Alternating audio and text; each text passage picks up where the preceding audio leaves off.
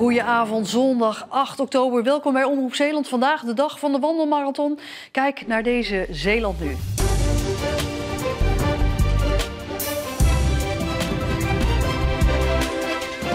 Drie, 2, 1.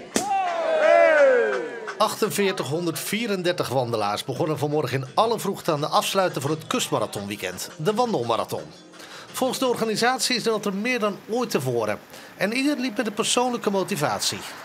We lopen als familie voor onze oom die dit ooit gestart is. Ja, fantastisch om te doen met een nichtje erbij. Echt heel erg leuk. En trots als we zo aankomen met elkaar. Hoe mooi is dat? De omstandigheden waren ideaal om 42 kilometer te wandelen. Laag water op het strand en een mooi zonnetje. Ik ben een trotse Zeeuw en ja, dit is zo'n prachtig mooie provincie, publiek, iedereen enthousiast en ja, het weer is ook fantastisch. Ze liep vooraan bij de Ladies Run van 10 kilometer afgelopen vrijdag, maar won niet. Marieke Mullaert uit IJsendijken werd samen met een andere loopster door een verkeersregelaar de verkeerde kant opgestuurd. Wij komen daar en dat meisje komt bij de verkeersregelaar. En die verkeersregelaar die zegt gewoon nee, niet naar daar, want dat wilde ze eerst. Je moet naar daar, je moet naar daar. Dus ja, wij volgen die orders natuurlijk en gaan de verkeerde kant op. En wat ging er toen door je heen? Ja, een enorme teleurstelling. De organisatie van de kustmarathon erkent de fout en betreurt dat het is misgegaan. Iedereen maakt fouten en dat kan gebeuren. Maar ik heb tot op heden nog helemaal niks gehoord. En als organisatie van zo'n evenement, dan moet je toch begrijpen dat dit voor een loper een soort nachtmerrie is. En dan kan je toch op zijn minst even de volgende dag even een belletje of alles maar een mailtje of iets. De 2 atleten die de verkeerde kant op zijn gestuurd mogen volgend jaar gratis aan een onderdeel naar keuze meedoen. Ja, ik weet nu nog niet of ik daar heel veel zin in heb. Wie regelmatig fietst, komt ze vaker tegen dan vroeger. Driewielfietsen. Fabrikanten zien de verkoop de afgelopen jaren groeien. Rinus van den Broeke uit Grijpskerken is een trotse gebruiker. Toen hij problemen met zijn evenwicht kreeg, kon hij niet meer op een gewone fiets blijven rijden. Deze fiets was een uitkomst en samen met zijn vrouw rijdt hij graag een rondje Veersemeer. Dat is ongeveer 70 kilometer en dat doen we gewoon op een middag. En dan hebben we nog tijd om ergens op het terrasje koffie te drinken. Van den Broeke rijdt iets meer dan 3000 kilometer per jaar op de elektrische driewielfiets. In het begin keken mensen misschien nog wat vreemd, maar hij merkt dat het aan het veranderen is. Dat geloof ik wel, ja. Het wordt toch meer gewoon. In het begin, 4 jaar terug, dan vonden ze het toch wel vreemd. Vele mensen. Dan, ja. Had ook een buurman, die kon ook bijna niet meer lopen. Viel ook om met zijn fiets. Maar ik zei, ik ben er nog niet aan toe. Hij zei wel altijd, wat heb je een mooie fiets. Wat vindt u ervan dat sommige mensen misschien raar naar zo'n fiets kijken? Ja, dat moeten ze zelf weten. Hè?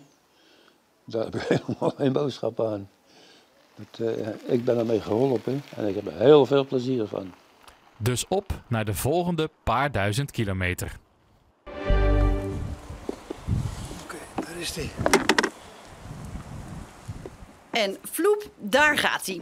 Een van de 27 konijnen die dit weekend zijn uitgezet in natuurgebied Oranjezon bij Vrouwenpolder. Want daar zijn de konijnen door allerlei ziektes bijna verdwenen. En dat is een slechte zaak. Dit heet grijze duinen. En grijze duinen, dat zijn duinen met een bepaalde vegetatie. En we noemen het ook wel dynamische duinen. Dat zijn eigenlijk duinen die bewegen. En als duinen bewegen, dan heb je open zand nodig, wat verstuift. En nou, kijk hier in het rond, dat zie je niet meer. Nee. En dat brengen konijnen weer terug? Als je genoeg konijn hebt, dan komt dat weer terug. De konijnen komen uit de Klinkse bossen. Fretten zijn daar in hun holen losgelaten.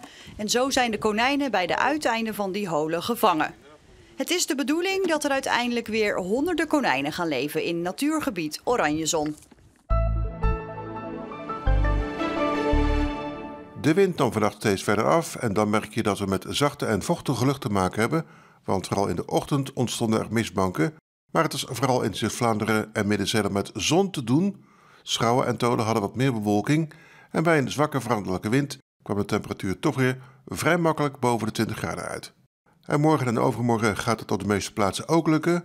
De minimumtemperatuur is vannacht 13 tot 16 graden, met dan een matige westenwind en er is dan ook geen mist. Morgen is opnieuw wisselend bewolkt met de meeste zonnige perioden aan zee. De westwind wordt in de middag zwak tot matig. De maximumtemperatuur is 19 graden op Schouwen-Duiveland tot 22 in Zeeuws-Vlaanderen. Dinsdag is er een iets sterkere zuidwestenwind, dat geeft 20 tot 23 graden. Woensdag komt er later regen aan en daarna is donderdag met zonnige periode 17 à 18 graden, maar ook dat is nog relatief zacht.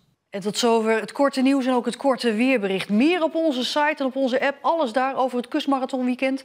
Ik zou zeggen nog een hele fijne zondagavond en graag tot morgen.